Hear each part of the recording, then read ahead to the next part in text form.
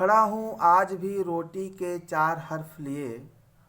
सवाल मेरा ये है कि इन किताबों ने मुझे दिया क्या।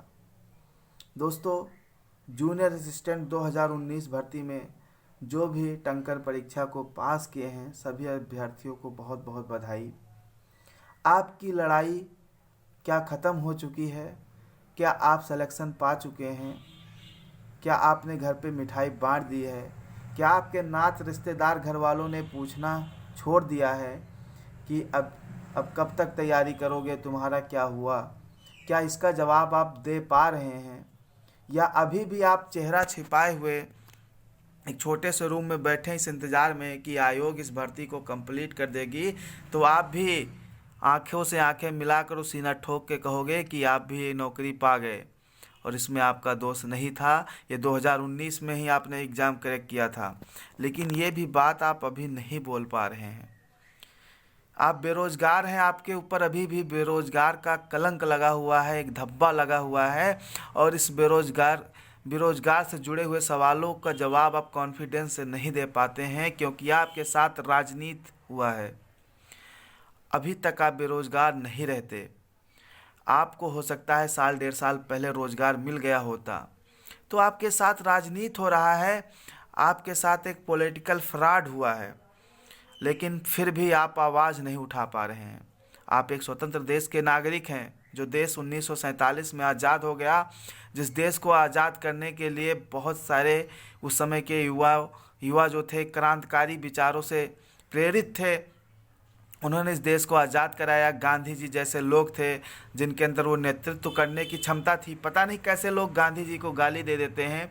मैं तो ये देख रहा हूँ कि एक धरने के लिए हमें 100 लोग इकट्ठा करना पड़ता है। कनेक्टिविटी है, डिजिटल ज़माना है, एक दूसरे से जुड़े हैं, बात कर सकते हैं फ़ोन से, मैसेज से, फिर भी हम 100 लोग नहीं इकट्ठा कर पा रहे हैं। और एक वो गांधी था जो अकेले चलता था तो पीछे लाखों की जनसैलाब उठती थी। देश के किसी भी कोने पर जब वो एक आंदोलन शुरू करते थे तो राष्ट्रीय आंदोलन हो जाता था। पूरे देश में लोग समर्थन में उतर आते थे, और हम फिर भी अभी भी गांधी को गाली देते हैं। और हमारी औकात ये है कि हम 100 लड़का नहीं इकट्ठा कर पाते हैं कि हम धरने के लिए इकट्ठा कर पाएँ, जिसमें आपका एक पर्सनल स्वार्थ है। एक आपका पर्सनल स्वार्थ है, आपका व्यक्तिगत स्वार्थ है कि ये धरना आपका जुड़ा हुआ है, और ये जायज़ मांग है कि आपने परीक्षा दिया है, आप टाइपिंग पास हैं, आपका टाइपिंग का रिजल्ट आ गया, लेकिन डीबी डेट नहीं दी गई। कल सचिव साहब ने जो आश्वासन दिया है, मैं उस आश्वासन से खुश नहीं हूँ। वो झूठा आश्वासन था, क्योंकि सचिव साहब से हमारी 10 बार मुलाकात हुई है। सचिव साहब कब झूठ बोलते हैं मैं पकड़ लेता हूँ। जब वो झूठ बोलना होता है तो रुक कर सोच कर कुछ ना कुछ बोलते हैं, और फिर से उन्होंने झूठी दिलासा दी है कल मुझे कि 15 तारीख तक मैं आपका अभिलेख के सत्यापन के लिए विज्ञापन जारी करूंगा, और 27-28 जनवरी से आपका अभिलेख शुरू हो जाएगा। और ये बात बिल्कुल झूठी है, हवा में कही गई बात है, क्योंकि 30 तारीख को एक पेपर है और 6 तारीख को पेपर है, और आयोग एक बार में एक ही काम करता है। और 6 फरवरी में फिर आपका चुनाव शुरू हो जाएगा। फिर चुनाव में आपकी डीबी नहीं हो सकती है। अभी तक जो ये वैकेंसी आयोग के इस प्राथमिकता में थी कि इस वैकेंसी को हमें फाइनल करवाना है, इस वैकेंसी को हमें फाइनल करवाना है चुनाव के पहले। अब कहीं ना कहीं आयोग की ये मंशा है कि इस वैकेंसी को चुनाव के बाद डीबी कराई जाए और उसके बाद फाइनल किया जाए। और वो दिन दूर नहीं है कि फिर आप आने वाले दिसंबर, जनवरी, फरवरी में कट ऑफ खेल रहे होंगे, मेरा होगा कि नहीं होगा। और लाखों यूट्यूबर आपको बार बार वीडियो डाल रहे होंगे कि इस महीने में, इस हफ्ते में रिजल्ट, और आप बार बार देख रहे होंगे। तो इस कलंक को हटाने के लिए आपके अंदर वो जोश और जज्बा होना चाहिए कि आप बेरोजगारी का ठप्पा हटाएं और अपना हक आयोग से ले लें। आयोग पर बस आपको एक दबाव बनाना होगा। दोस्तों, हमारे पूर्व राष्ट्रपति अब्दुल कलाम जी ने कहा है कि इंतज़ार करने वाले को उतना ही मिलता है जितना मेहनत करने वाले, परिश्रम करने वाले छोड़ देते हैं। हम लोगों से बहुत बड़ी चूक हुई है जो हम 3 तारीख के धरने में नहीं पहुंच पाए अपनी संख्या लेकर, और अन्य वैकेंसी के बहुत से लोग UP SSSC भवन पहुंचे और अपनी बात रखे। अभी समय आयोग की प्राथमिकता क्या हो गई है, 2016 की कुछ वैकेंसी है उनका एग्ज़ाम करवाना फरवरी में, जो भी चुनाव का डेट देखते हुए 2019 की वैकेंसियों का एग्ज़ाम करवाना, जो 2016 की वैकेंसियाँ आई थी पहले की, बस उन्हीं को फाइनल कर देना। तुम्हारी जो वैकेंसी प्राथमिकता में थी वो ख़त्म हो चुकी है।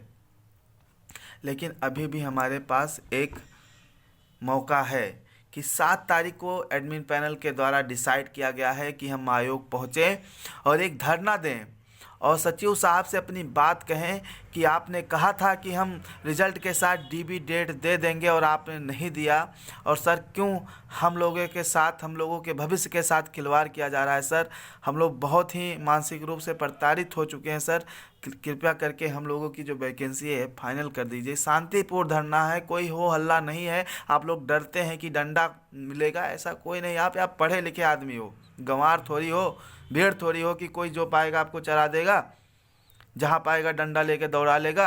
आप पढ़े लिखे हैं और पढ़े लिखे हो तो अपनी आवाज़ उठाओ, आयोग आओ। देखो व्हाट्सएप ग्रुप और टेलीग्राम ग्रुप का लिंक दिया गया है, इसमें जुड़िए, ज़्यादा से ज़्यादा संख्या में आइए। आपका अपना निजी स्वार्थ है, आप अपने लिए आ रहे हैं, अपने लिए ना सही, अपने माँ बाप के आखिरी सपनों के लिए, जिन्होंने पेट काट कर किसी तरीके से आपको पढ़ाया और एक उम्मीद में हैं कि जो मेरा बेटा या मेरी बेटी है वो एक बाबू बनेंगे, एक सरकारी नौकरी करेंगे और फिर उनके सपने पूरे होंगे, जो सपने उन्होंने देख रखे थे आज नहीं, जब आप पैदा हुए थे तभी से। तो एक कविता कहकर अपनी बात को ख़त्म करना चाहूँगा कि हो गई है पीर पर्वत सी पिघलनी चाहिए, इस हिमालय से कोई गंगा निकलनी चाहिए। आज यह दीवार पर्दों की तरह हिलने लगी, शर्त थी लेकिन ये बुनियाद हिलनी चाहिए। दोस्तों ये यूपी SSSC हिलेगा, बस इसके बुनियाद को हिलाने के लिए वो जज्बा, वो जोश हमारे अंदर होना चाहिए। अरे झुकती है दुनिया, बस झुकाने वाला चाहिए। और हर सड़क पर, हर गली में, हर नगर, हर गांव में हाथ लहराते हुए हर लाश चलनी चाहिए। दोस्तों लाश का मतलब है यहाँ पर इनएक्टिव आदमी, सुस्त आदमी, जो हमारे जैसे लोग हैं, सुस्त घर में बैठे हैं, इंतज़ार में हैं कि जब मन करेगा तब आयोग अपने हिसाब से काम करेगी, सरकार अपने हिसाब से काम करेगी। हमें मंजूर है क्योंकि हम गुलाम हैं। तो गुलाम विचारधारा, गुलाम सोच से निकलना होगा और अपने मन को आज़ाद करना पड़ेगा। और सिर्फ हंगामा खड़ा करना मेरा मकसद नहीं, मेरी कोशिश है कि सूरत बदलनी चाहिए। और मेरे सीने में ना सही तो तेरे सीने में सही, मेरे सीने में नहीं तो तेरे सीने में सही, हो कहीं भी आग लेकिन आग जलनी चाहिए। तो इसी के साथ दोस्तों इनकलाब जिंदाबाद, जय हिंद, जय भारत। उम्मीद करता हूँ कि ये वीडियो देखकर आप ज़रूर आएंगे, ज़रूर आएंगे, ज़रूर आएंगे। जय हिंद, जय भारत।